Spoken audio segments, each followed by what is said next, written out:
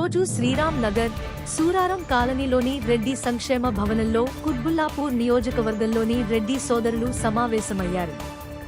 ఈ సమావేశంలో రెడ్డి సంక్షేమ భవనం నిర్మాణం, మెంబర్షిప్ నమోదు, భవిష్యత్ కార్యక్రమాలు తదితర అంశాలపై సోదరులందరితో కలిసి చర్చించడం జరిగింది.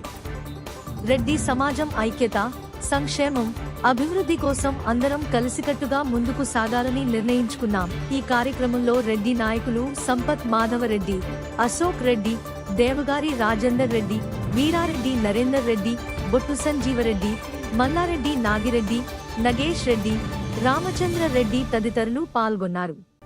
ఈ వీడియో మీకు నచ్చితే లైక్ చేయండి, మీకు తెలిసిన వారితో షేర్ చేయండి. ఇలాంటి వీడియోల కోసం మా ఛానల్ను సబ్స్క్రైబ్ చేయండి.